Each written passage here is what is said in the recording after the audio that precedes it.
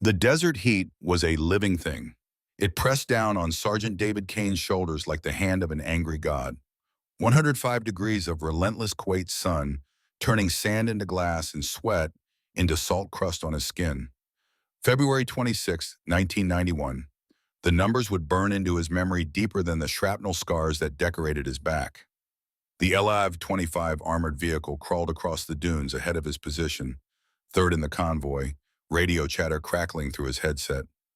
Corporal Michael Rodriguez rode inside that rolling coffin of steel and aluminum, 23 years old with a wife back in San Diego, and a 4-year-old daughter named Sophia, who sent him crayon drawings that he kept folded in his breast pocket. Tommy showed David those drawings every night, pointing out which scribble was supposed to be Daddy in his uniform, which blob was their dog Max. "When we get home, you're her godfather." Tommy's voice in the mess tent 3 nights ago, earnest and hopeful. "She needs good men around her, Kane. You're the best man I know." The explosion came without warning. One moment, the LiV-25 was grinding forward through loose sand. The next, an orange fireball erupted from beneath its chassis, metal shrieking as it tore apart, ammunition cooking off in secondary blasts that sent shrapnel whistling through the air. David hit the ground before conscious thought caught up, face first into sand that tasted like cordite and death. His ears rang, the world compressed into a tunnel of smoke and flame. He was moving before his brain gave the order, boots pounding across superheated sand toward the wreckage.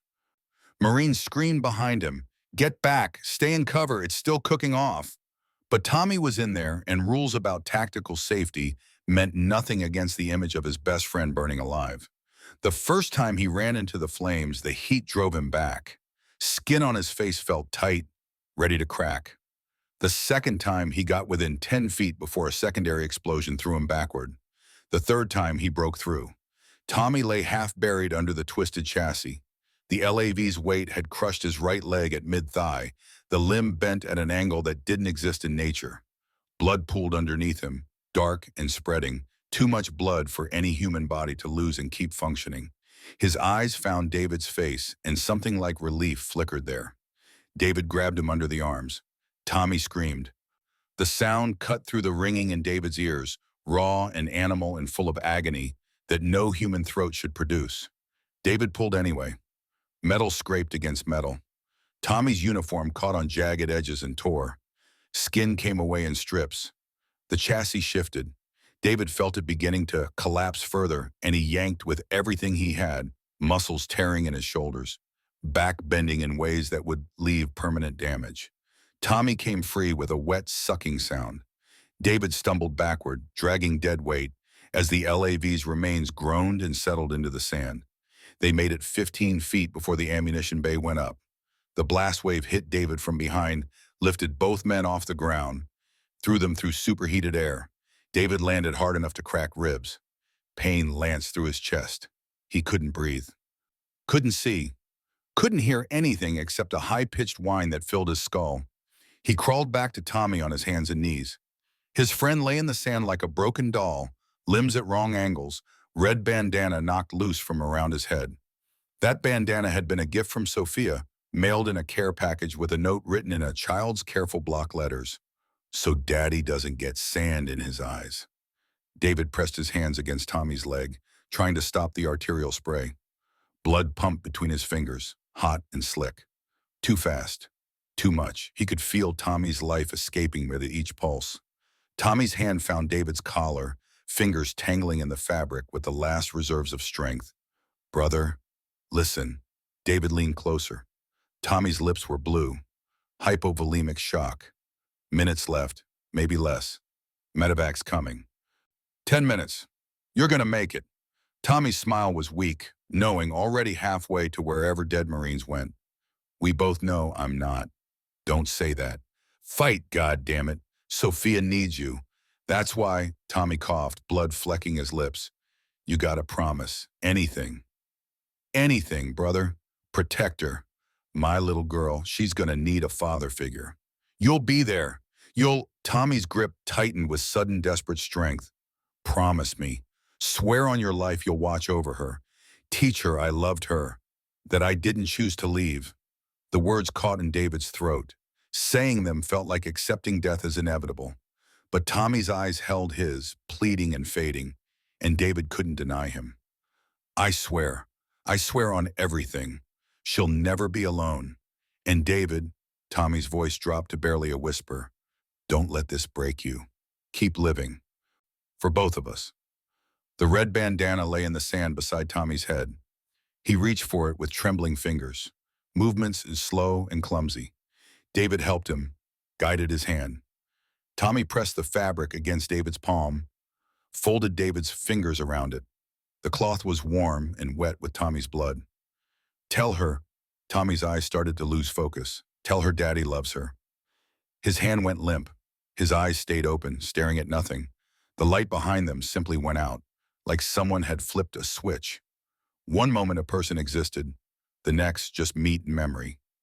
David knelt in the sand, holding his best friend's body, while the medevac helicopter's rotors grew louder in the distance. He checked his watch through vision, blurred with tears. 11:47 in the morning. The helicopter touched down at 11:53. 6 minutes late. Tommy had died at 11:47 exactly. 7 minutes before help arrived. If David had pulled him free 30 seconds faster, if he'd run harder into the flames, if he'd been better at his job as a Marine who was supposed to protect the men around him. The bandana in his hand felt heavier than the purple heart they'd pin on his chest 3 weeks later. He looked at the brown stains already setting into the red fabric. This was his fault. Every promise he made from this moment forward would be penance. He didn't get to fail again. 34 years and 8 months later, David Kane woke at exactly 6 in the morning in his trailer behind the Hell's Guardians clubhouse in Kansas City, Missouri. No alarm clock. His body wouldn't allow oversleeping. PTSD was better than any mechanical timer. Nightmares reliably released him just before dawn every single day. He sat on the edge of his military cot and listened to his knees crack. Arthritis had set in 5 years ago, worse in cold weather, a gift from decades of riding motorcycles through Missouri winters. His hands trembled slightly as he flexed them. Not Parkinson's, just age and old combat wounds catching up to him. Shrapnel from that Kuwait explosion still lived in his left shoulder, too close to nerves and arteries for surgeons to risk removal. Some mornings it ached like the desert was trying to dig its way back out of his body. The trailer was 15 feet by 8, Spartan in the way only a career military man's living space could be. Cot with wool blanket, foot locker, single window, hot plate and mini fridge that mostly stayed empty because he ate at the clubhouse. No television. No decoration except a framed photograph of the Hell's Guardians founding members from 20 years ago, when David's hair had still been mostly brown. He went through his morning ritual with the precision of muscle memory. Checked the 3 exits. Front door unlocked for quick escape. Window cracked 2 inches as secondary escape. Back door deadbolt disengaged. Position boots with toes pointing outward. Ready to step into at a moment's notice. Layout clothes within arm's reach of the bed. The rituals didn't make logical sense to civilians. They made perfect sense to someone whose survival had once depended on being able to move from sleep to combat ready in under 30 seconds. The Colt 1911 sat on the nightstand where it had lived every night since 1991. David field strip went it in 17 seconds flat, a personal record he'd maintained for 3 decades. Clean the barrel, check the magazine spring, oil the slide mechanism, reassemble, chamber empty, safety on, holster at his ribs. The weight settled against his body like a second heartbeat. On the foot locker sat a wooden box made of cheap pine, scarred from being carried through 3 decades of temporary housing. Military barracks, VA hospital rooms, studio apartments he'd never bothered to furnish. Inside, tissue paper yellowed with age protected artifacts that would mean nothing to anyone else and everything to David. The red bandana lay on top, folded with military precision. Tommy's blood had oxidized from bright crimson to deep brown over 34 years. David lifted it carefully. The fabric had grown tissue thin, fragile enough that he feared one day it would simply disintegrate in his hands. He pressed the cloth to his face and inhaled. It no longer smelled like blood or sand or cordite. Time had stripped away everything except the ghost of memories. But he could still feel the weight of Tommy's hand pressing this into his palm, could still hear the whispered last words. The Purple Heart sat beneath the bandana, nestled in its presentation case. The metal felt hollow. They gave you a piece of metal for surviving when your best friend didn't. They called it valor. David called it the universe's cruelest joke. Photographs filled the rest of the box. Sofia Rodriguez at age 4, clutching a stuffed dog, gap-toothed smile bright with innocence. Sofia at 12 in a hospital bed, meningitis stealing her hearing while doctors watched helplessly. Sofia at 16, using American Sign Language to tell David about her day, hands moving with fluid grace. Sofia at 29, married, holding her own infant son, a boy she'd named Michael after the father she barely remembered. An unopened letter lay at the bottom of the box, postmarked June 2005. Mrs. Elena Rodriguez, Tommy's widow, had sent it 20 years ago. David had never found the courage to open it. He feared what words might be inside. Accusations that he'd failed his promise. Questions about why Tommy died while David lived. The envelope's seal remained intact. Yellowed paper preserving Schrodinger's grief. Simultaneously accusatory and forgiving as long as he never broke the seal. David's phone buzzed on the nightstand. Daily reminder. ASL, Lesson 52, Advanced Emergency Phrases. He'd set that reminder 3 years ago when he'd finally committed to learning American Sign Language properly, instead of fumbling through basic signs like a tourist trying to ask directions in a foreign country. A text message waited below the reminder. Sofia Rodriguez, sent at 5:47 a.m. She kept West Coast hours, 3 hours behind Kansas City. Morning, Uncle David. Thursday, 7 p.m. our time, 10 p.m. yours. Baby Michael's starting to copy my signs, and I want to show you. He did milk yesterday all by himself. Uncle David, not Godfather David, which he should have been if Tommy had survived long enough to make it official. Just Uncle, the courtesy title given to family friends who showed up consistently enough to matter. Close enough to count. He texted back with thumbs that didn't move as fast as they used to. I'll be there, wouldn't miss it. Tell Michael his Uncle David is proud. The words felt inadequate. Everything he said to Sofia felt inadequate, weighted with decades of survivor's guilt and the knowledge that Tommy should be the one teaching her son to sign, not some old Marine who'd let his best friend die in the sand. The Hells Guardians clubhouse occupied a converted warehouse in Kansas City's industrial district, 3 blocks from the Missouri River, close enough that you could smell the water on humid days. The building's exterior hadn't changed since its construction in 1962. Red brick weathered to rust orange, windows painted over, metal door reinforced with industrial hinges that could stop a battering ram. Inside was different. The brothers had transformed it slowly over 20 years into something that felt like home for men who'd mostly forgotten what home meant. Motor oil and leather and coffee, those were the smells that defined the space. Cigarette smoke too, despite the no-smoking rule, because the scent had soaked into concrete floors and wooden rafters over decades. Workbenches lined the east wall where men performed motorcycle maintenance with the same reverence priests gave to communion. Tools hung on pegboards in perfect order. Drop a wrench and return it to the wrong spot. You bought rounds for everyone. The west wall held the memorial. 127 names carved into dark oak panels, gold leaf highlighting each letter. KIA from Vietnam through Afghanistan. Marines, Army, Air Force, Navy, Coast Guard, service branch didn't matter here. Dead brothers were dead brothers. Michael Tommy Rodriguez occupied the 3rd position from the top. Someone had placed fresh flowers beneath his name that morning. David did that every week, Sunday pre-dawn before anyone else arrived. Yellow roses because that's what Sofia had carried at her wedding. Tommy would have walked her down the aisle if the universe had been fair. David had stood in that space instead, acutely aware he was a poor substitute. American flag, POW MIA flag, USMC flag hung from ceiling beams. The club code was painted across the north wall in letters 3 feet high. We ride for those who can't, we protect the innocent. We honor the fallen. We keep our promises. The 4th line had been David's addition when they drafted the code in 2005. Big Mike had argued it was redundant with line 3. David insisted.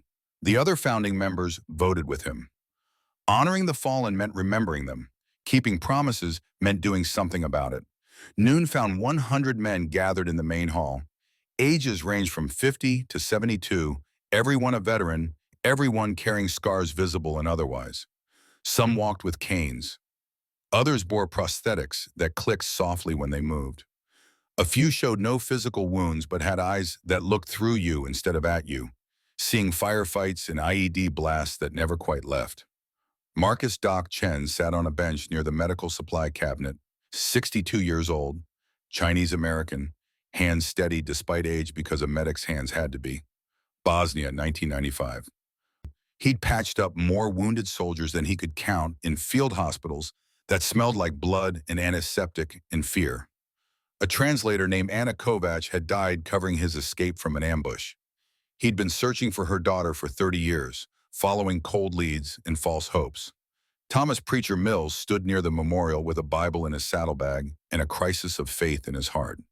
60 years old, African-American, gray hair pulled back in a ponytail, small silver cross hanging around his neck. Army chaplain, Iraq, 2003 through 2005. He'd watched a suicide bomber kill 12 children at a Baghdad school checkpoint. After that, he'd stopped preaching about God's will and started trying to embody it through action instead of words.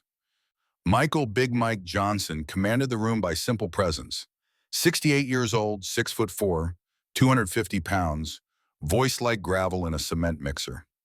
Army Ranger Vietnam, 69 through 71. He'd lost a son named Jake to opioid overdose in 2015. Jake had been 28, same age as some of the kids selling heroin on Kansas City corners. Big Mike had joined Hell's Guardians to find purpose after burying his boy. Big Mike raised one massive hand and the room fell silent. Brothers, 23rd Annual Veterans Memorial Ride to St. Louis. We speak names. We remember. The protocol was sacred. Each man spoke one name. A brother he'd lost. A friend who'd given everything. You said the name clearly. You said their rank and branch. You said how they died. You did not cry while saying it, because breaking down dishonored their memory.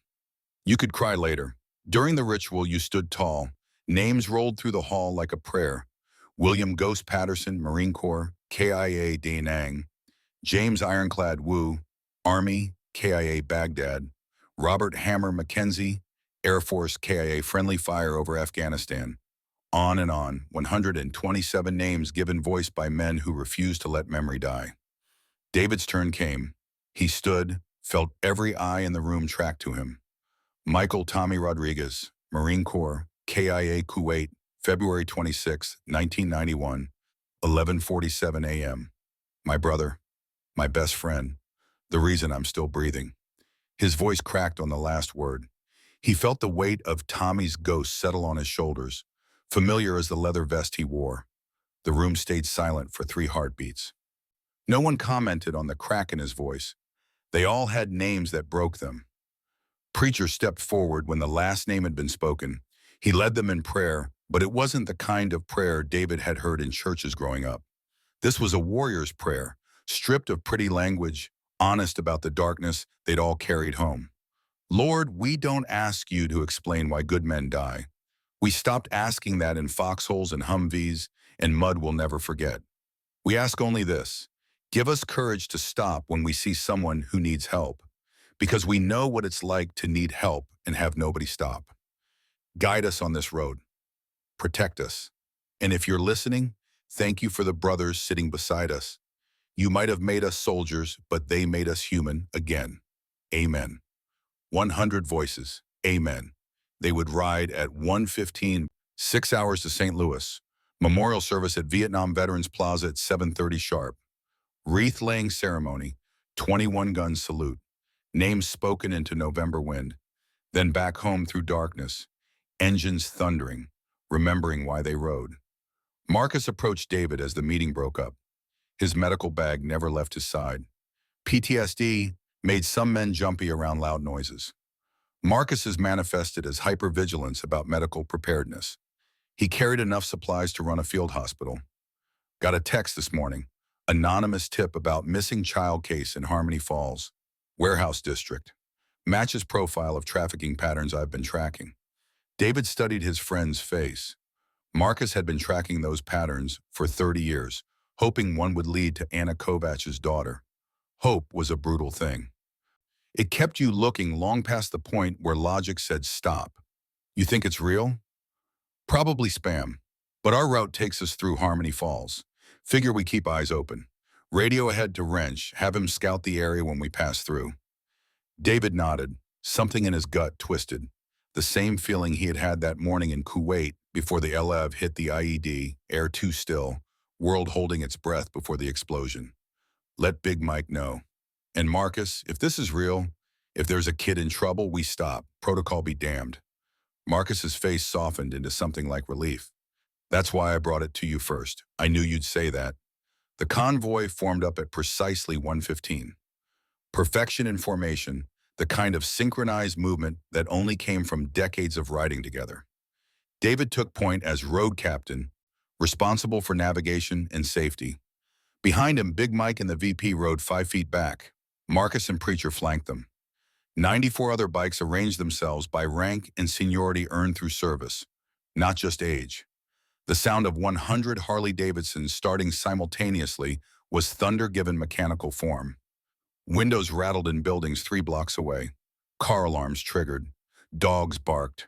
The earth itself seemed to vibrate with the chorus of engines, all tuned to roar in harmony. David twisted his throttle and led them onto the street. Behind him, 99 brothers followed with the precision of fighter jets in formation.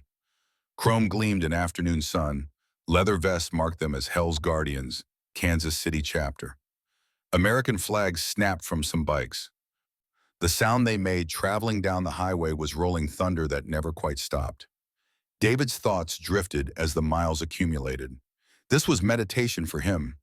The road demanded enough attention to quiet the worst of his demons while leaving space for the kind of reflection that only came with distance and speed. His hands on the throttle, steady despite arthritis. His body absorbing every vibration through worn leather gloves. The world reduced to asphalt and white lines and the weight of 99 brothers at his back. Mile 50, they passed the exit to St. Louis VA Hospital. David's chest tightened. Sophia had lost her hearing there. Age 12, meningitis, complications from treatment. He'd sat in that waiting room for 18 hours straight while doctors tried to save her auditory nerves. When she'd woken up deaf, unable to hear her own voice, the first thing David did was buy a book on American Sign Language. Took him 3 years to get good, but he'd made a promise to Tommy. That meant learning to speak Sophia's language. Mile 100, Preacher's voice crackled over the radio. Brothers, weather's turning. Storm front moving in from the west. Wish should hit us around 2200. David checked the sky. Clear blue still, but he'd learned to trust Preacher's weather sense. The man had an almost supernatural ability to read atmospheric changes. Roger that. We push through. Storm's nothing we haven't ridden before. Mile 150, David's hands started to ache.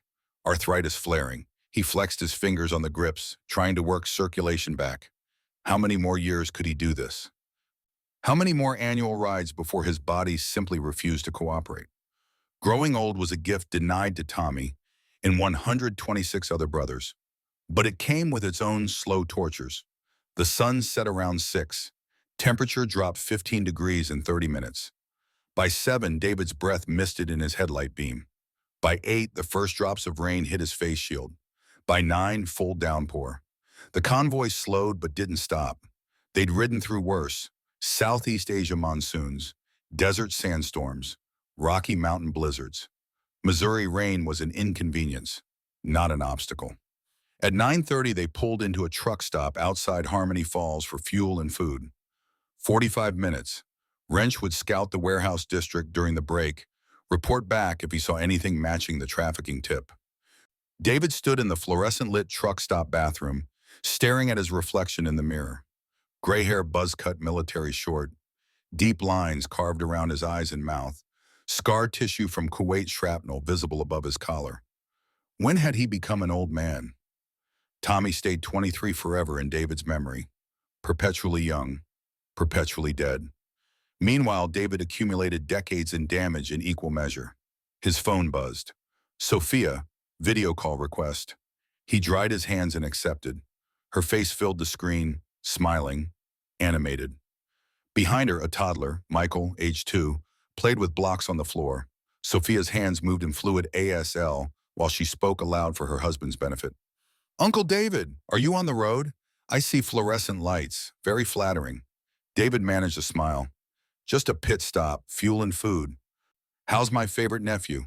I'm his only nephew that you know, which makes him my favorite by default."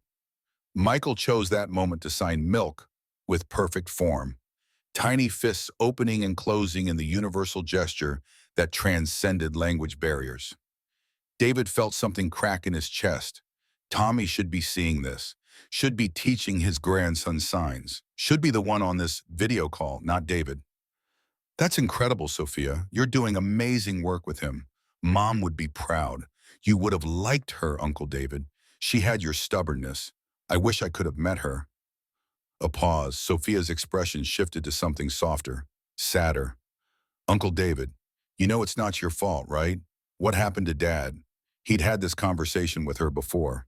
She always brought it up eventually, like she could sense when the guilt weighed heaviest. "I was supposed to protect him. You were 24 years old in a war zone. You pulled him out of a burning vehicle while ammunition cooked off around you. You held him while he died. That's more than most people get. It wasn't enough. It was everything he needed. He didn't die alone.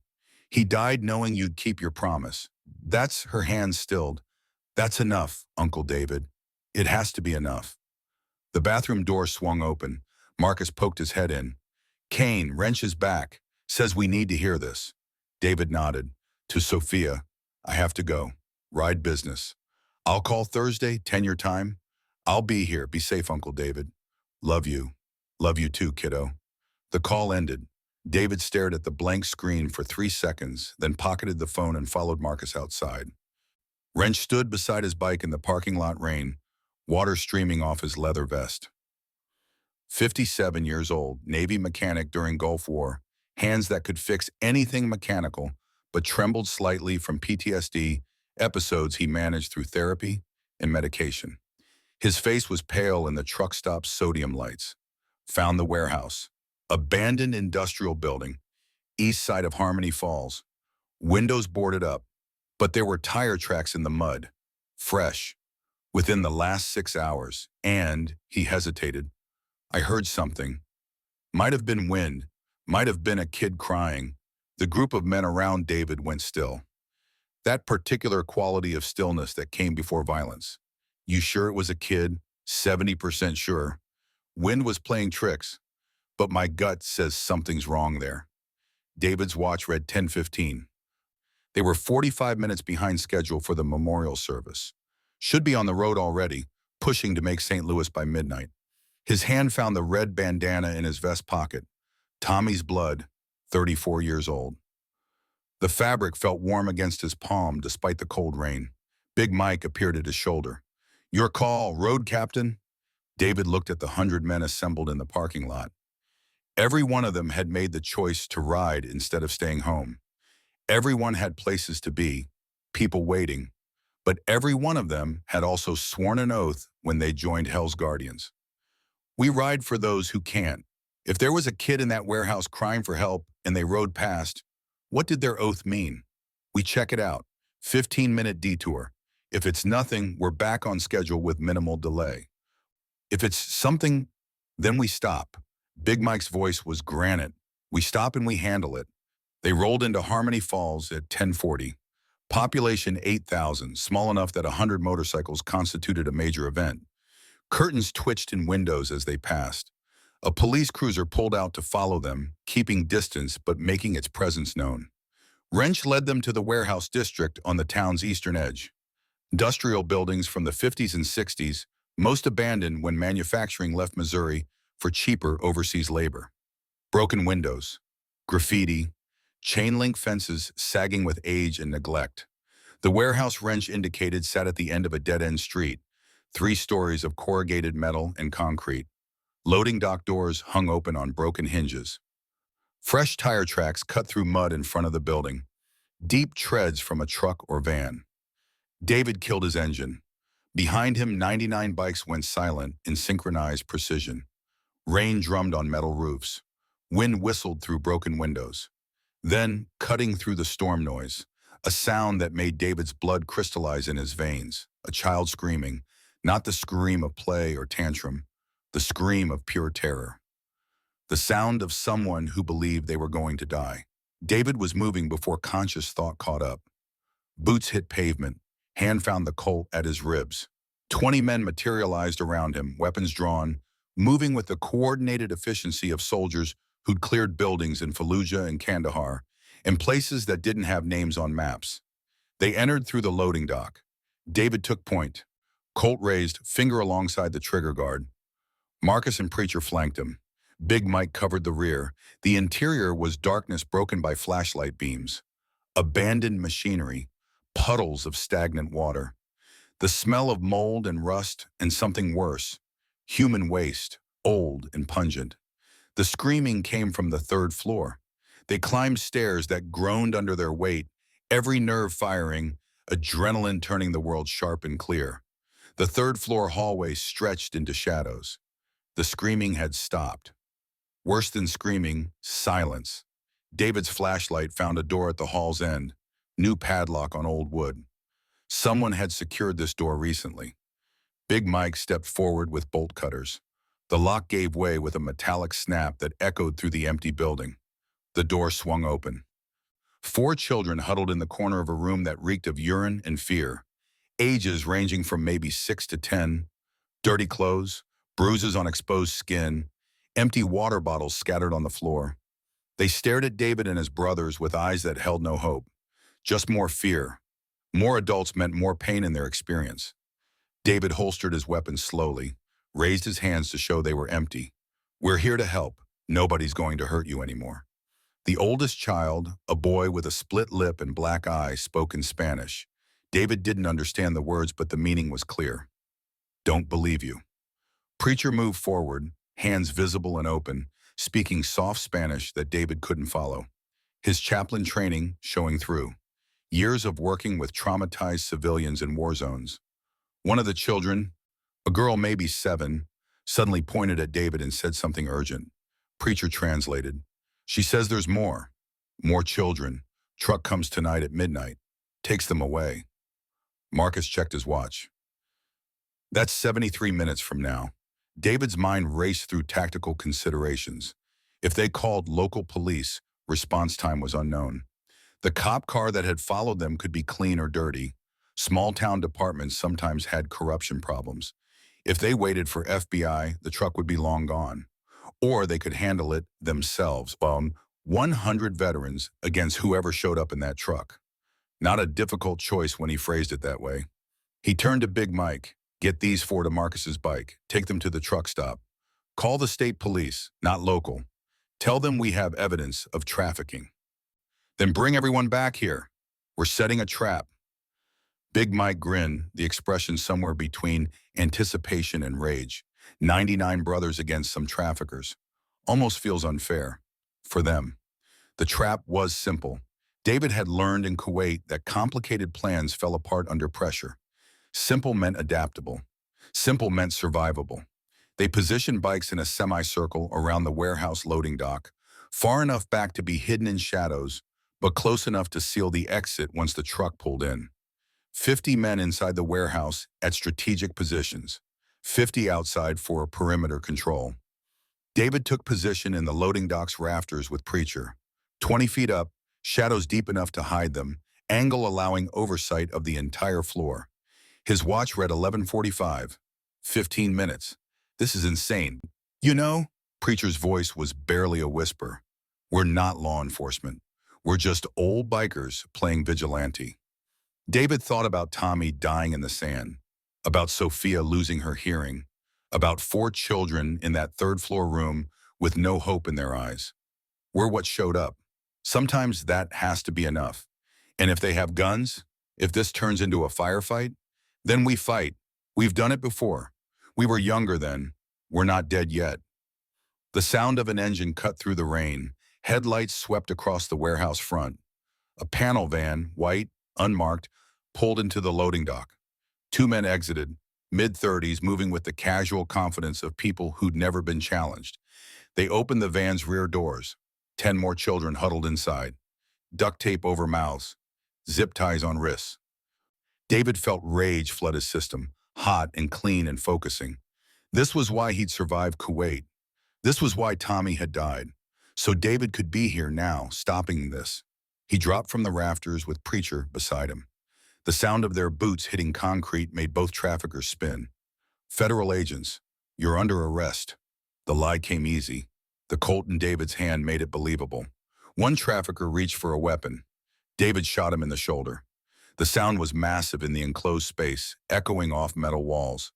The man went down screaming. The second trafficker froze, hands rising slowly. Then 100 engines roared to life simultaneously outside. The sound was apocalyptic, thunder that didn't stop. The message was clear. You're surrounded. The trafficker's hands shot higher.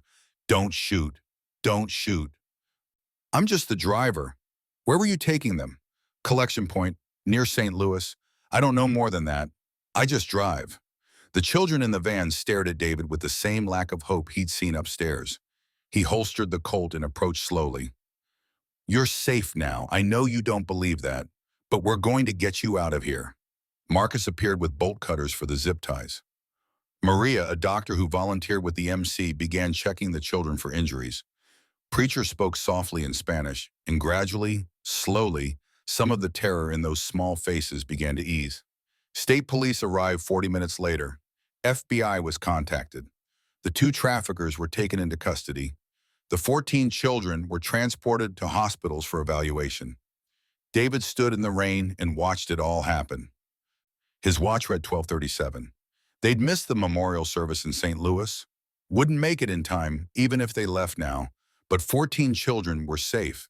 14 kids who would have disappeared into networks designed to consume innocence and spit out trauma. Tommy's voice echoed in his memory. Keep living. For both of us. David looked at the red bandana in his hand. The blood had turned rust brown decades ago, but he could still feel its weight. We did good tonight, brother. Hope you were watching. A state police detective approached, mid-40s, tired eyes, notebook in hand. Sir, I need to take your statement. David nodded. This would take hours. Reports, questions, bureaucracy that he'd despised since his Marine days but understood was necessary. Behind him, 99 brothers waited without complaint. They'd stay as long as it took. That's what the code meant. We ride for those who can't. Tonight, they'd lived up to it. The statement to state police took until 3 in the morning. David sat in a folding chair inside the warehouse, fluorescent work lights harsh against his tired eyes, and recounted the evening's events for the 3rd time. Detective Sarah Chen, no relation to the 4 children they'd found, wrote everything down with methodical precision, occasionally asking clarifying questions that suggested she actually cared about getting this right. Your group just happened to be passing through Harmony Falls? We were en route to a memorial service in St. Louis. Got a tip about suspicious activity. Decided to check it out. A tip from whom? Anonymous. Text message to one of our members. Detective Chen's pen paused above her notebook. You understand how that sounds? Anonymous tip leads 100 bikers to warehouse where they just happen to find trafficking operation. David met her eyes without flinching. You understand I don't care how it sounds. 14 kids are safe. 2 traffickers are in custody. You can write your report however makes sense to you. I'm telling you what happened. She studied him for a long moment, then resumed writing. The FBI is going to want to talk to you. This kind of operation doesn't happen in isolation. There's infrastructure behind it. Networks. We'll cooperate fully. She closed her notebook. For what it's worth, Mr. Kane, those kids were hours away from disappearing forever. What you did tonight saved lives, even if the how is legally questionable. After she left, Marcus appeared with coffee in a styrofoam cup. It tasted like battery acid, but the caffeine was necessary. David's body was crashing from adrenaline, exhaustion pulling at his bones. FBI wants to meet with us tomorrow. Agent named Cooper Mills says he knows you. David's eyebrows rose. Cooper Mills. They'd served in Kuwait together, different units, paths crossing during the retreat from Iraqi forces. Mills had gone FBI after discharge. They'd kept loose contact. Christmas cards, occasional phone calls. The kind of friendship sustained by shared trauma and mutual respect rather than regular interaction. Mills is solid. If FBI is involved, at least we're dealing with someone who understands how we think. Marcus sat heavily in the chair beside him. Those kids upstairs, the four we found first. One of them, David, one of them might be Anna's daughter. The statement hung in the air between them, weighted with 30 years of searching. You sure? No, but the age is right, 9 years old. Dark hair, Balkan features. Could be coincidence, could be, his voice broke slightly. Could be I finally found her. David gripped his friend's shoulder. We'll get them identified. FBI will run records. If she's Anna's daughter, you'll know. And if she is, what do I say to her? Hi, I'm the medic your mother died protecting 30 years ago. Nice to finally meet you. You tell her the truth, that Anna was brave, that she saved lives, that you've been looking for her daughter ever since because that's what honor requires. Marcus nodded slowly. His hands, so steady during medical emergencies, trembled slightly as they gripped the coffee cup. Outside, dawn was breaking over Harmony Falls. Gray light filtered through broken windows, illuminating a room that had held children in cages. David felt Tommy's ghost settle beside him, familiar weight on his shoulder. We did good tonight, brother. But this isn't over. This is bigger than two guys in a van. Tommy's ghost didn't answer. Dead men rarely did. But David could feel the approval anyway, could imagine what his friend would say if he were still alive. Then we keep fighting until it's done. They rolled back into Kansas City at 9 in the morning, exhausted and wired in equal measure. The clubhouse parking lot filled with the sound of engines cutting off, kickstands engaging, men dismounting with groans as bodies protested the long night. Big Mike called an emergency meeting for noon. That gave everyone 3 hours to shower, eat, and process what had happened. David used the time to sleep, collapsing onto his cot without removing his boots, red bandana clutched in one hand like a child's security blanket. He dreamed of Kuwait, the lathe exploding, Tommy's blood in the sand. But this time when he pulled Tommy free, his friend was alive, grinning, saying, "Took you long enough, Kane. Now let's go save some more kids." He woke to his phone buzzing. Sophia, video call. He sat up, ran fingers through his hair, accepted the call. Her face filled the screen, concerned. Uncle David, I saw the news. Harmony Falls. 14 children rescued. They're saying a motorcycle club was involved. That was you, wasn't it? David didn't bother denying it. We were passing through, found kids who needed help. We helped. You look exhausted. Long night. Uncle David. She leaned closer to the camera, expression serious. Mom, my mom, Elena, she left you something before she died. She asked me to give it to you when the time was right. David's chest tightened. Elena Rodriguez had passed away 6 years ago, cancer, surrounded by family. He'd attended the funeral, stood in the back, felt like an intruder on grief that should have been private. What kind of something? A letter, the one she sent you in 2005. She knew you never opened it. She said, Sophia's hands moved in ASL while she spoke. She said, when you were ready to forgive yourself, I should tell you what it says. I'm not sure I'll ever be ready. Then I'll tell you anyway. She took a breath. Uncle David, that letter thanks you. It thanks you for keeping Dad alive long enough to say goodbye, for pulling him out of the fire, for spending 34 years keeping a promise to a dead man. Mom never blamed you. She was grateful you were there. David felt something crack inside his chest, a wall he'd maintained for decades, suddenly developing fissures. I let him die. You let him die. With dignity. Sophia's hands moved emphatically. You held him. You listened to his last words. You promised to protect me. Uncle David, you gave him peace in his final moments. That's not failure. That's love.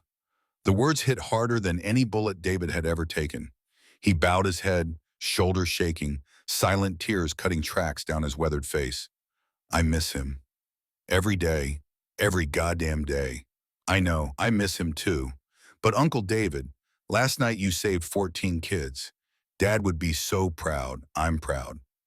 They sat in silence for a moment, connected by fiber optic cable, and shared grief and something that felt like healing. Finally, Sophia spoke again. Go do what you need to do. But Uncle David, forgive yourself, please. For me, for Dad, For those 14 kids who get to live because you didn't walk away. The noon meeting packed the clubhouse beyond capacity. Word had spread through the veteran community. Men from other chapters showed up uninvited but welcome. By the time Big Mike called order, 130 bikers filled the space, ages 50 to 75, everyone carrying stories written in scars. Big Mike stood before the memorial wall, massive frame backlit by the names of the dead. Last night we saved 14 children from trafficking. State police and FBI are investigating the network behind it. We did good work. Applause rippled through the crowd. Big Mike raised a hand for silence. But this is bigger than one warehouse in one small town. Detective Chen confirmed what we suspected. This is organized, professional, well-funded. The two men we caught are low-level. There's infrastructure behind them. Marcus stood. I contacted FBI agent Cooper Mills this morning. He's running point on the federal investigation. He wants to meet with David and our core members at 1400 hours. Preacher's voice cut through from the back. We're bikers, not law enforcement. We stumbled into this last night. But if we keep pursuing it, we're looking at something that could get us killed. We need to discuss whether this is a fight we want. The room erupted in argument. Some men insisted they'd done enough, let the FBI handle it. Others argued that walking away meant abandoning children still trapped in the network. Voices rose. Tempers flared. David stood. The room gradually quieted. 34 years ago, my best friend died in my arms in Kuwait. His last words were asking me to protect his daughter. I've spent 3 decades keeping that promise. He pulled the red bandana from his vest, held it high so everyone could see the brown stains. This is Tommy's blood. I carry it everywhere. It reminds me that promises don't expire. They grow. Last night I realized something. Tommy wasn't just asking me to protect Sophia. He was asking me to protect the idea of protecting children. All children. Everywhere. He looked around the room, making eye contact with men he'd ridden beside for 20 years. We ride for those who can't. That's not a slogan. That's a commitment. If we walk away now, those words mean nothing. So I'm asking, who rides with me? Big Mike was first to stand, then Marcus, then Preacher. Within 30 seconds, all 130 men were on their feet. We ride for those who can't. The words echoed off concrete and steel, a declaration that felt like a vow. FBI Special Agent Cooper Mills arrived at exactly 1400 hours, driving an unmarked sedan that screamed federal government despite its civilian plates. He'd aged well, 55 now, salt and pepper hair, sharp eyes that cataloged everything. But he moved like someone who still ran 5 miles before breakfast and could handle himself in a fight. He embraced David in the parking lot, the particular intensity of men who'd survived combat together. Kane, you look like hell. Long night, you look like a government desk jockey. Mills laughed, fair, though technically I'm field supervisor now. Which means I get to sit at a desk and chase bad guys. They walked into the clubhouse. Mills surveyed the assembled bikers with professional assessment, noting positions, body language, the casual way weapons were displayed but not brandished. Impressive operation you have here. Big Mike stepped forward. We prefer to think of it as a brotherhood, but yes, we're organized, comes from decades of military service. Mills nodded. Let's talk about last night. Officially, you stumbled upon a trafficking operation while passing through. Unofficially, he pulled out a tablet, brought up photos. We've been tracking this network for 18 months. Your intervention just gave us the break we needed. The photos showed shipping manifests, financial transactions, surveillance images of trucks in warehouses across 4 states. Mills swiped through them methodically. Richard Blackwood, CEO of Blackwood Logistics, former Army Ranger, decorated service, honorable discharge. On paper, he runs a legitimate trucking company. In reality, he's moving contraband, drugs, weapons, and as of last night, we can confirm children. David studied the photo of Blackwood. Early 50s, gray at the temples, expensive suit. The kind of man who'd never spent a night in a warehouse cage. How does someone go from decorated ranger to trafficking kids? Mills brought up another photo. Teenage girl, 16, bright smile. Emily Blackwood, his daughter. Died 3 years ago from fentanyl overdose. After that, something broke in him. We've got intercepted communications where he talks about monetizing society's failures and providing solutions to problems no one wants to acknowledge. He's convinced himself he's not creating victims. He's just moving existing merchandise. Preacher's voice was tight with controlled rage. That's evil wearing a philosophy degree. Agreed. Mills closed the tablet. Here's where you come in.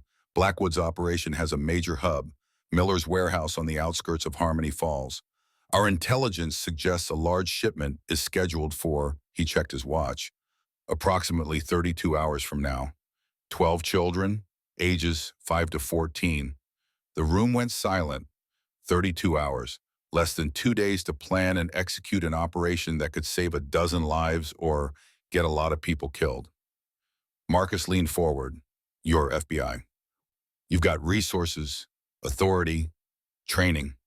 Why do you need us? Because Blackwood owns half the Harmony Falls Sheriff's Department. Sheriff Wade Carter is on his payroll. If I roll up with federal agents in marked vehicles, Carter will tip him off before we clear the county line. We need a different approach. Mills looked directly at David. You're already on Blackwood's radar after last night. He knows 100 bikers disrupted his operation. What he doesn't know is that you're working with us. So here's what I'm proposing. You ride through Harmony Falls again. Loud. Obvious. Draw his attention. While Blackwood's focused on you, we position federal assets around Miller's warehouse. When the shipment arrives, we move in from multiple directions simultaneously. David considered the plan. It had merit, but it also had massive holes. You're using us as bait. I prefer tactical distraction. Same thing. And if Blackwood decides to eliminate the threat we represent, then you're 100 armed veterans who've been in worse situations. I'm betting on you. Big Mike crossed his arms. This isn't our fight, Agent Mills. We're not law enforcement. Mills' expression hardened. You made it your fight last night when you saved 14 kids. Blackwood won't forget that. He'll retaliate whether you help us or not. At least this way, you're prepared. The logic was sound. David looked at his brothers, saw the same calculation happening in their eyes. They'd stepped into this fight the moment they entered that warehouse. Walking away now wouldn't make them safe. It would just make them targets. Preacher spoke quietly. How many children did you say? In this shipment? 12, confirmed. 12. David's mind flashed to the Baghdad school bombing Preacher had witnessed. 12 children dead because they'd followed procedure instead of acting. History didn't repeat, but it rhymed. We're in.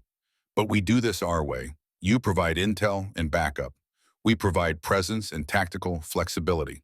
In Mills, no federal restrictions on our response if things go sideways. Mills extended his hand. Deal. Briefing at 1800 hours. Bring your tactical leads. They shook. The die was cast.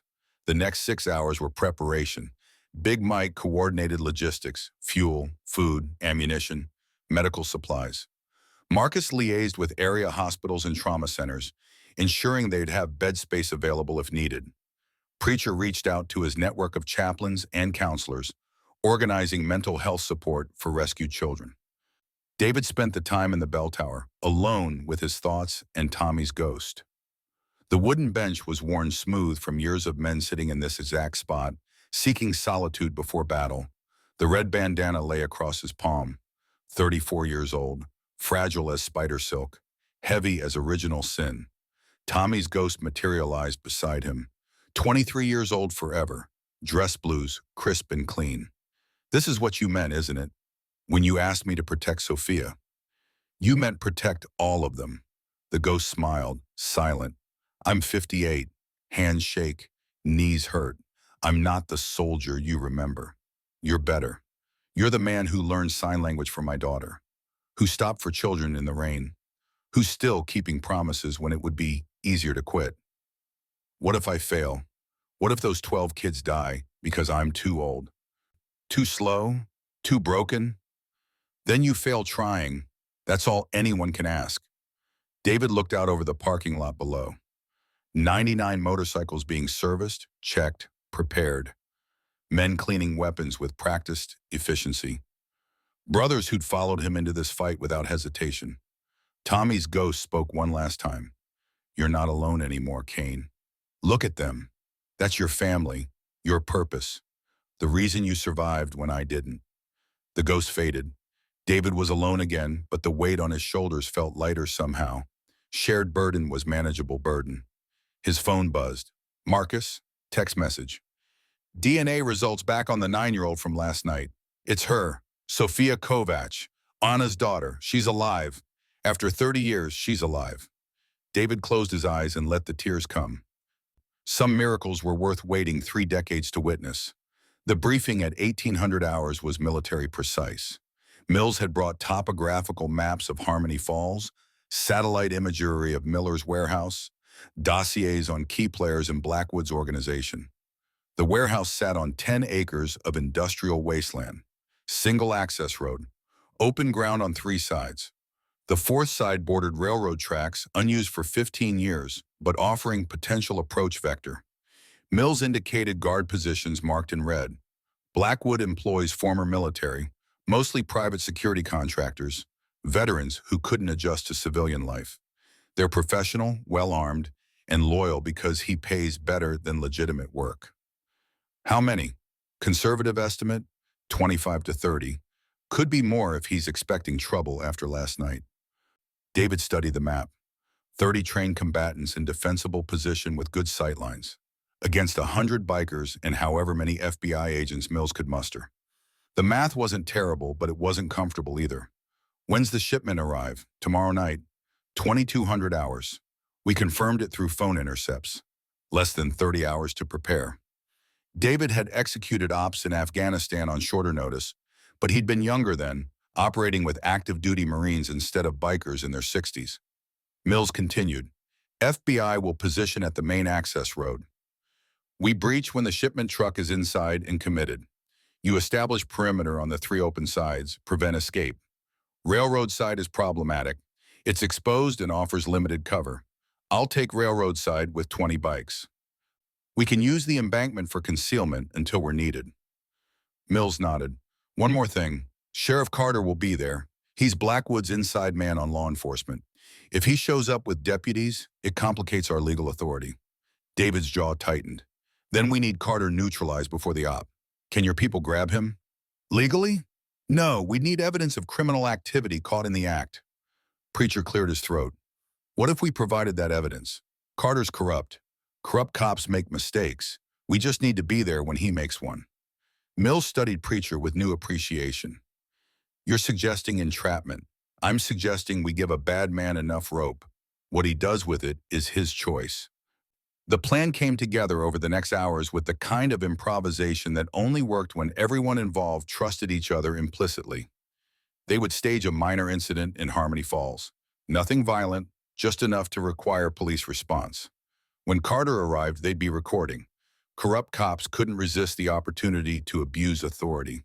They'd give him that opportunity and document what happened.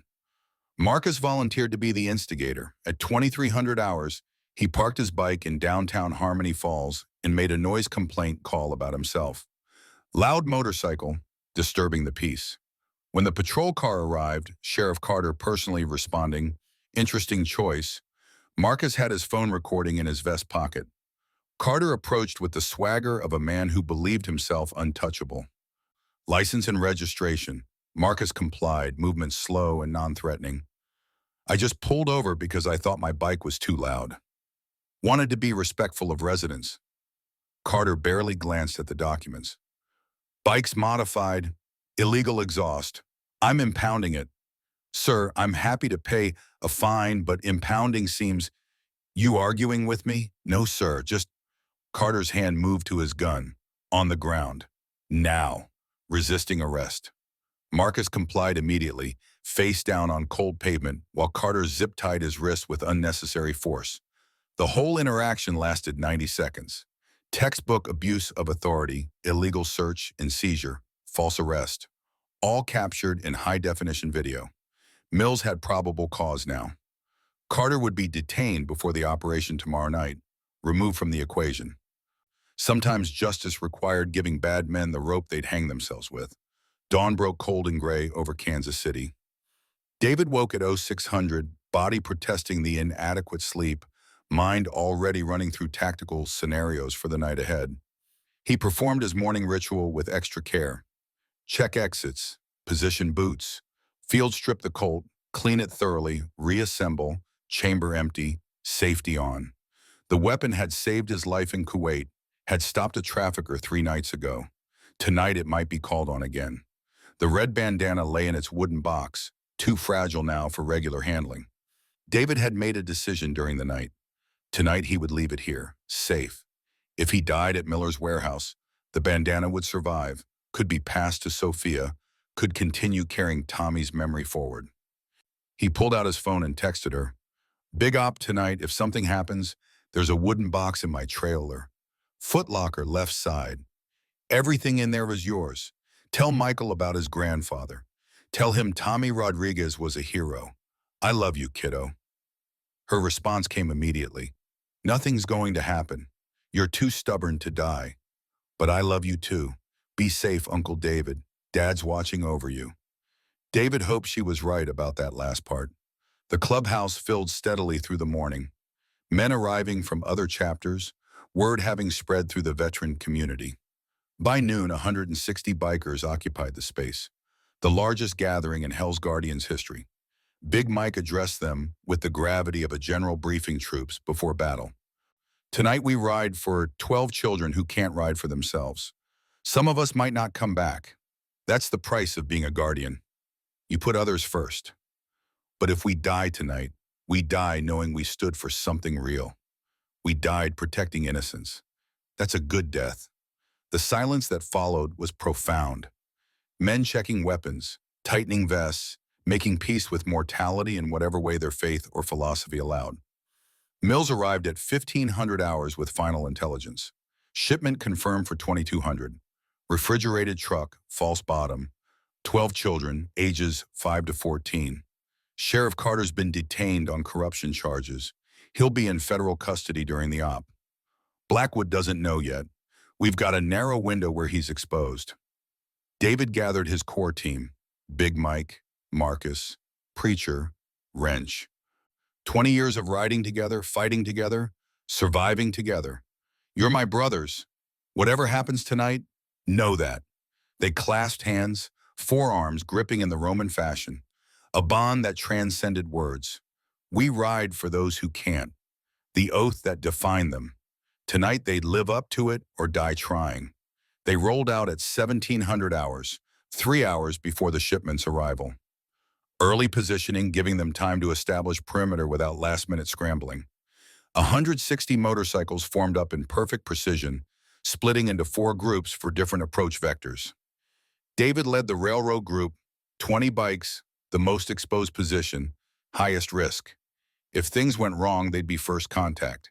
He'd chosen veterans he trusted absolutely. Men who'd been through Fallujah and Kandahar and understood that sometimes the mission required sacrifice. The ride to Harmony Falls took 90 minutes. David used the time to center himself, finding the quiet space inside where fear lived but couldn't rule. His hands steady on the grips despite arthritis. His breathing controlled. His mind clear of everything except the present moment. Tommy's voice whispered in his memory, "Keep living for both of us."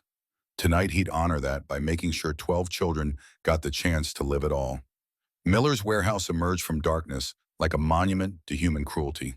Harsh security lights illuminated the compound. Guard towers at corners. Fencing topped with razor wire. The architecture of containment and control. David's group positioned along the railroad embankment. Bikes hidden below the ridgeline.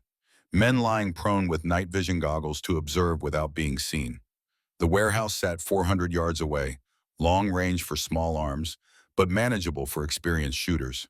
Through his goggles, David counted guards, 32 visible, more probably inside. Professional spacing, rotating patrols. Blackwood had fortified after last night's disruption. Radio crackled. Mills' voice. "All units, shipment, ETA 15 minutes. Maintain positions. Do not engage until I give the word." 15 minutes. 900 seconds. David's heart rate stayed steady through decades of conditioning. Beside him, his brothers waited with the same disciplined patience. Old men preparing for one more fight. The truck appeared at 21:55, 5 minutes early. Refrigerated unit, commercial plates, no obvious marking. It pulled through the gate, guards closing the chain link behind it. Mill's voice, truck is committed, all units prepared to breach on my mark. 3, 2, 1, execute. 160 motorcycles roared to life simultaneously. The sound was apocalyptic, thunder that made the earth shake. David's group crested the railroad embankment, headlights blazing, engines screaming. The guards at Miller's warehouse spun toward the sound, momentarily frozen by the sight of 160 bikes converging from 4 directions. Then automatic weapons fire shattered the night, and the battle was joined. Gunfire lit the darkness in stuttering flashes. David dropped from his bike before it stopped rolling. Colt already in hand, muscle memory from 1,000 training drills taking over. Around him, 19 brothers moved with synchronized precision, spreading into defensive formation along the railroad embankment. A bullet whined past David's ear, close enough to feel the displacement of air. He returned fire, 2 controlled shots toward a muzzle flash near the warehouse's eastern corner.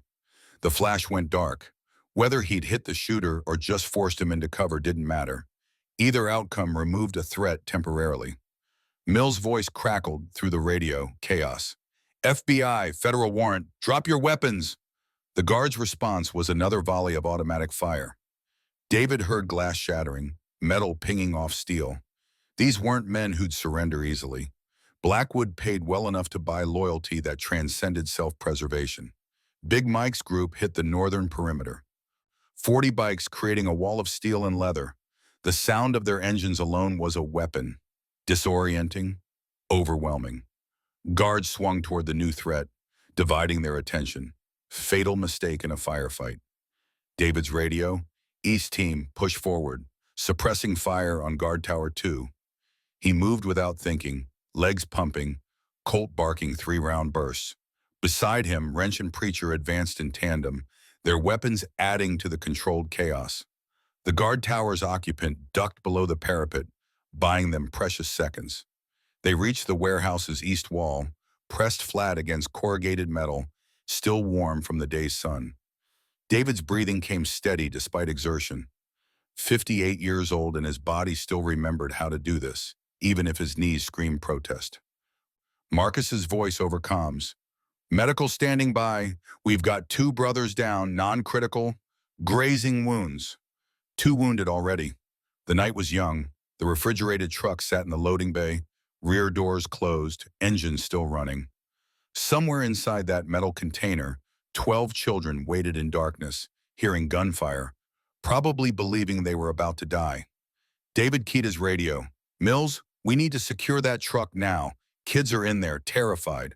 Working on it. Pinned down at the main entrance. Blackwood's got a machine gun nest we didn't account for. Then we go through the east wall. Wrench, you still carry breaching charges? Wrench's grin was visible even in darkness. Never leave home without them. The shaped charge took 90 seconds to position. Precious time while bullets snapped overhead. Wrench worked with the calm precision of a man who'd blown doors in Fallujah, hands steady despite the chaos. Fire in the hole! They pressed tight against the wall, turned their faces away. The explosion was sharp and focused, blowing a man-sized hole through sheet metal. David went through first, Colt leading, scanning for threats. The warehouse interior was a maze of shipping containers and crates. Overhead lights flickered, casting jumping shadows. David moved forward, clearing corners, Preacher and Wrench flanking him in practice formation. A guard emerged from behind a container, rifle rising. David fired twice, center mass. The man went down. No time to check if he was dead or just wounded. Keep moving, clear the space, reach the truck. The loading bay opened before them. The refrigerated truck sat isolated under harsh lights, an island of desperation in an ocean of violence. 4 guards surrounded it, weapons trained outward. David assessed the tactical problem. 4 armed men, good positions, overlapping fields of fire.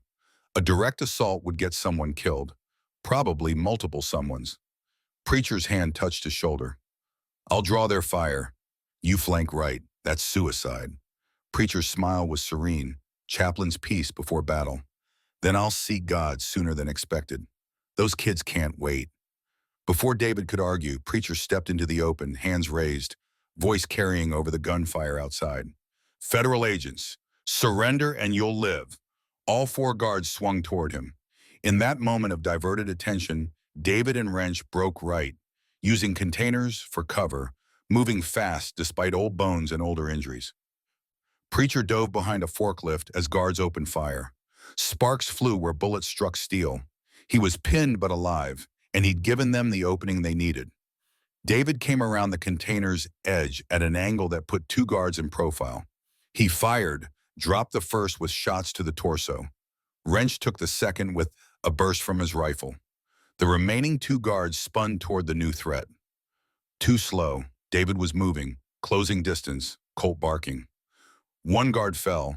The last raised his hands, weapon clattering to concrete. Don't shoot, I'm done. Wrench zip-tied him while David ran to the truck. His hands shook as he grabbed the rear door handle, not from fear, from desperate hope that they weren't too late. The doors swung open.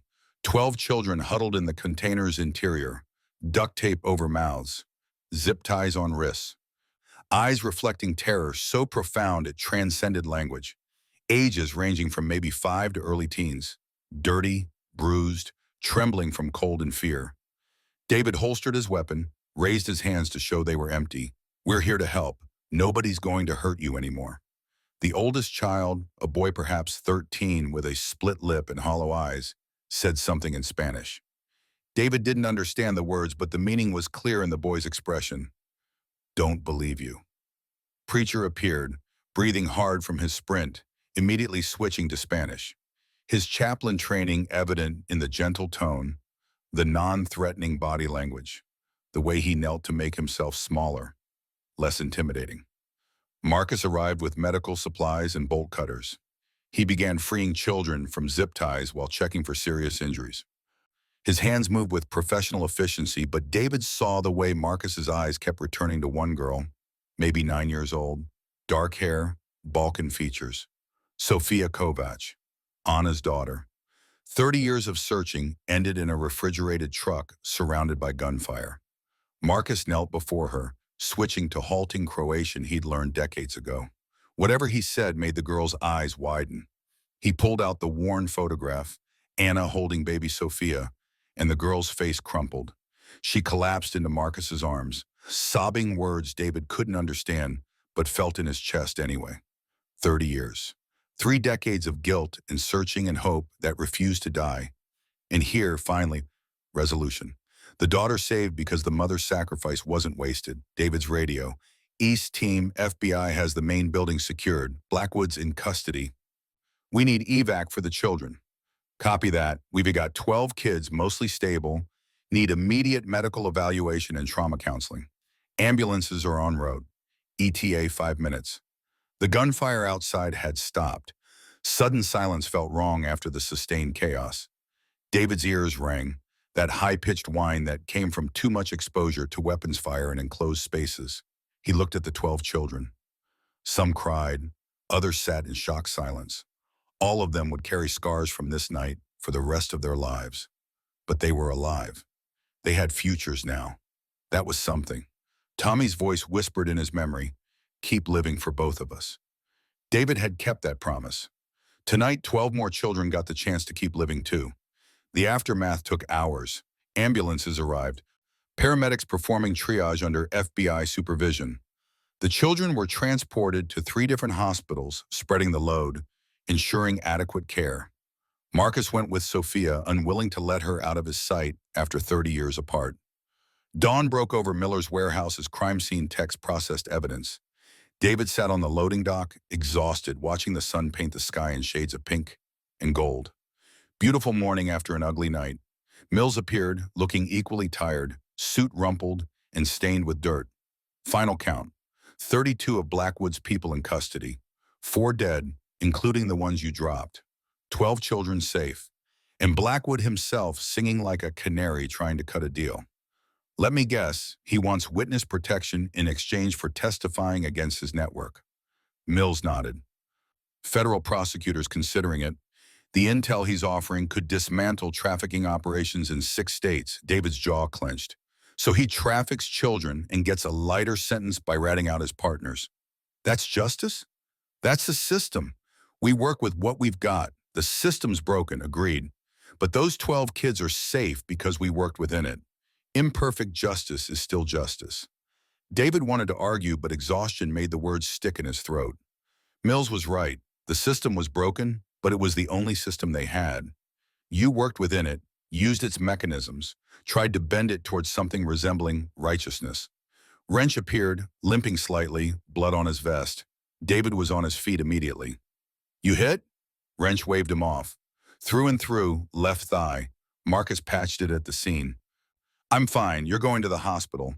After I make sure my bike's secure. Your bike's secure. I'll have someone trailer it back. You're going to the hospital now and getting proper treatment. Wrench started to argue, saw the expression on David's face, subsided. Yes, road captain. As EMTs led Wrench away, Mills spoke quietly. How many more nights like this can you do? You're what, 58, 60? At some point, Kane, you need to acknowledge you're not 25 anymore. David touched the space over his heart where the red bandana usually rested. I'll stop when the kids stop needing saving. Until then, I ride. Even if it kills you, especially then, better to die doing something that matters than waste away in a rocking chair wondering if you could have made a difference. Mills studied him for a long moment. You're a good man, David Kane. Stubborn as hell, but good. They shook hands, the grip firm, mutual respect between warriors who'd chosen different paths toward the same goal. The ride back to Kansas City happened in stages. David's group stopped every hour to check on wounded, redistribute weight, ensure everyone could continue. Wrench rode in an ambulance against his will. 2 other brothers had injuries requiring hospital care. Everyone else bore cuts, bruises, and exhaustion that went bone deep. They rolled into the clubhouse parking lot at 1400 hours, 30 hours since they'd left. Felt like 30 years. Bikes parked in perfect formation despite the riders' exhaustion. Men dismounted slowly, bodies protesting. Some limped. Others moved like old machinery that needed oil. But they'd all made it home. Big Mike called assembly for 1600 hours. That gave everyone 2 hours to shower, eat, process. David used the time to sleep, collapsing onto his cot, still fully clothed, Colt digging into his ribs, too tired to care. He dreamed of Tommy. They were in Kuwait again, but this time the lab didn't explode. This time they both survived, rode back to base, shared terrible coffee, and laughed about near misses. This time David didn't spend 34 years carrying guilt. He woke to his phone buzzing. Sophia, video call. Her face filled the screen, eyes red from crying.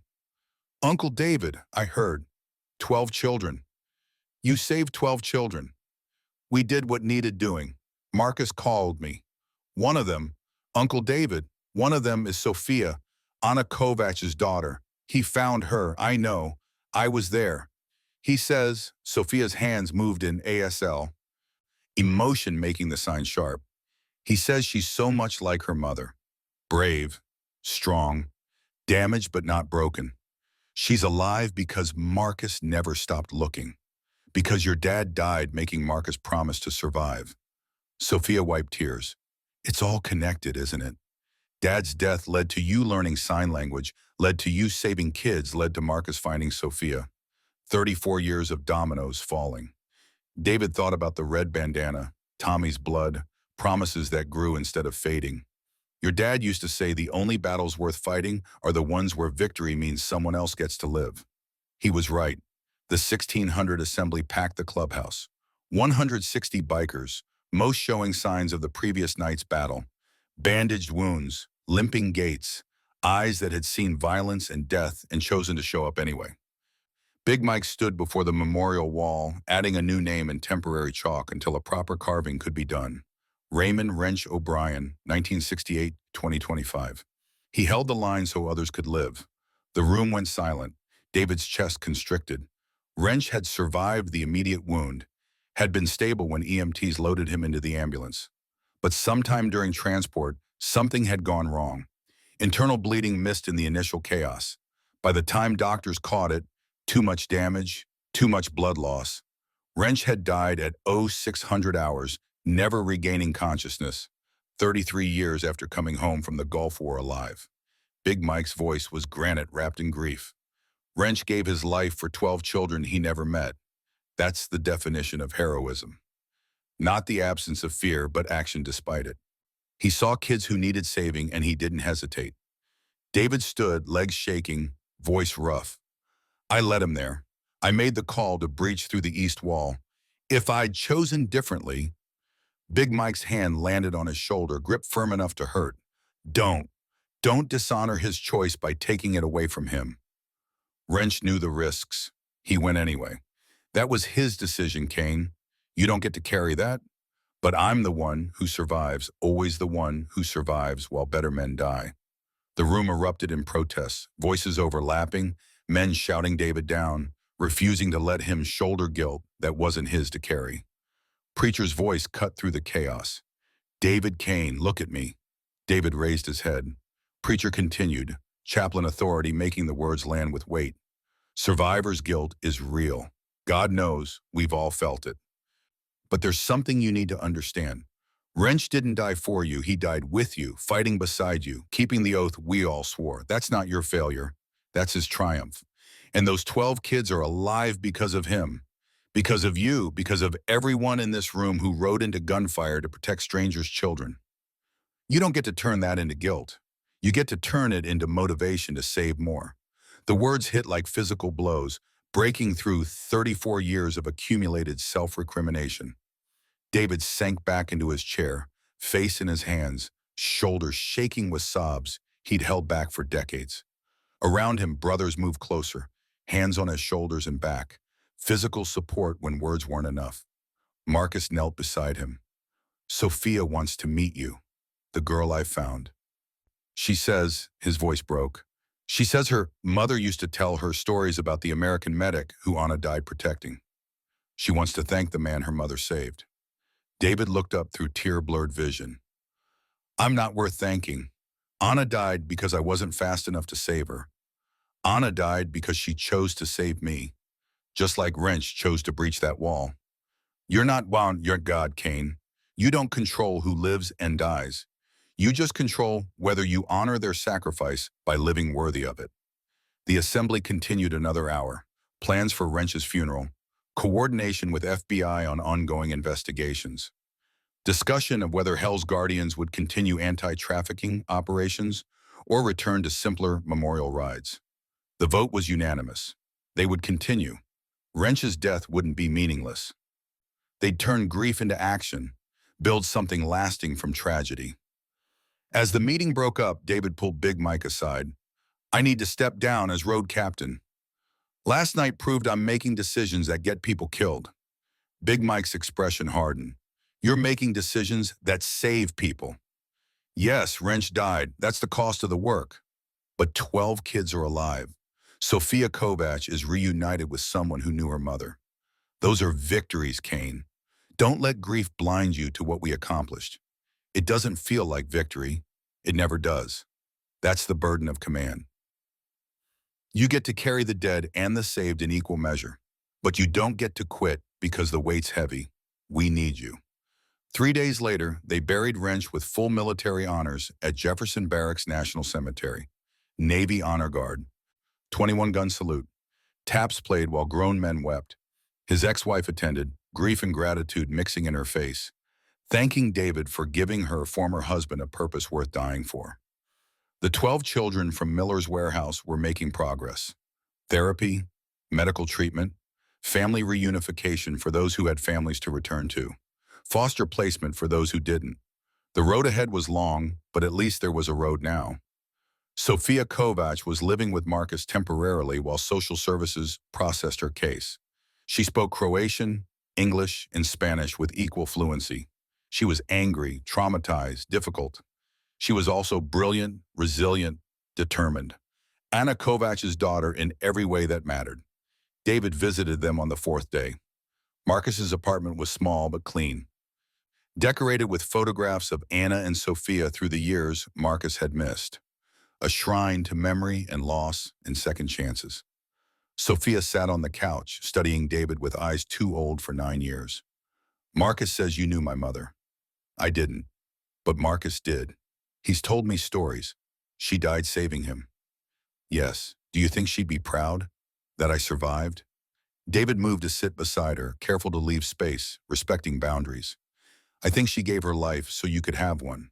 The best way to honor that is to live it fully, to be brave like she was, to save others when you can. Sophia's eyes filled with tears she refused to shed. I want to be strong like her, but I'm so angry all the time. At the men who took me, at the world that let it happen, at her for dying. Being angry doesn't mean you're not strong. It means you're human. The strength comes from what you do with the anger. Let it fuel you to prevent other kids from suffering what you suffered. She studied him for a long moment. Marcus says you carry a red bandana, that it has your friend's blood on it, that you've carried it for 34 years. David pulled the bandana from his vest, unfolded it carefully. The brown stains were permanent, oxidized beyond removal. My best friend died in my arms. His last words were asking me to protect his daughter. This bandana reminds me that promises don't expire. They grow. Sophia touched the fabric with tentative fingers. Can I see your friend's daughter? The one you protected? David pulled out his phone, found a photo of Sophia Rodriguez with baby Michael, both signing I love you at the camera. This is Sophia. She's 29 now, teacher, mother. Alive because I kept a promise to her father. Sophia studied the image. Do you think her voice dropped to barely a whisper? Do you think I could be like her? Happy someday? I think you can be anything you choose. The trauma you survived doesn't define you. How you respond to it does. She nodded slowly, processing. I want to help other kids when I'm older, like you do. Then I'll teach you, when you're ready, how to be strong enough to be gentle, tough enough to be kind, how to turn pain into purpose. Promise, Brian. David extended his hand. Sophia shook it, gripped surprisingly firm for such a small person. Promise. 6 months passed. The FBI's investigation into Blackwood's network led to 237 arrests across 6 states. Trafficking operations that had moved hundreds of children over 5 years were dismantled. Blackwood himself received life without parole after his cooperation failed to earn the leniency he'd hoped for. Sheriff Carter pled guilty to corruption charges. 12 years federal prison, eligible for parole after 6.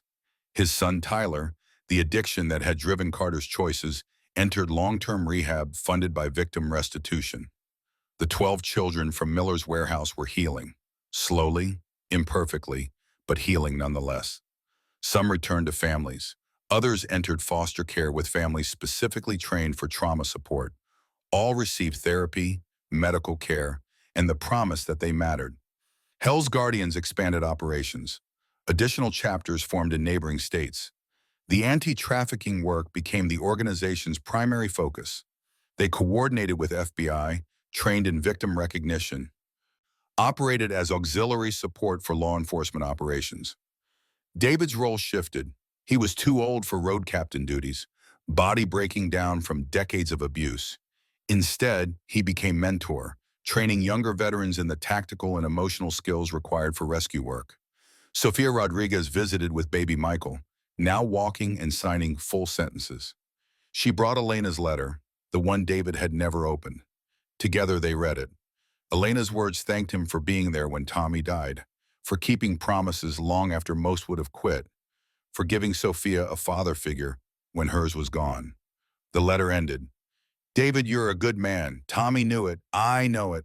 Stop carrying guilt that isn't yours to carry. Live the life Tommy wanted you to have. Be happy. That's the promise he'd want you to keep. Sophia Kovach thrived in Marcus's care. Smart, resilient, determined to transform trauma into activism. She talked about becoming a social worker, helping trafficked children rebuild lives. Marcus glowed with pride every time she spoke about her future. On a November evening, the anniversary of the Miller's warehouse raid, David sat in the clubhouse's bell tower, alone with his thoughts and the ghost he could no longer see but still felt present. The red bandana lay across his palm, 35 years old now, too fragile for regular handling. He decided to give it to Sophia, let her pass it to Michael when he was old enough to understand its significance. Promises don't end. They evolve, pass from generation to generation. Tommy's death in 1991 led to David learning sign language, led to saving children, led to Sofia Kovac finding family, led to a movement that would save hundreds more. One life ending, dozens of lives beginning. That was the mathematics of sacrifice. David's phone buzzed. Group text from Big Mike. Memorial ride tomorrow. Wrench's name on the wall. Everyone who can ride should ride. He texted back, I'll be there. Always will be. Below in the parking lot, 99 motorcycles sat in perfect formation. Brothers arriving for the evening meeting. Men between 50 and 75. Everyone carrying stories written in scars, all choosing to show up anyway.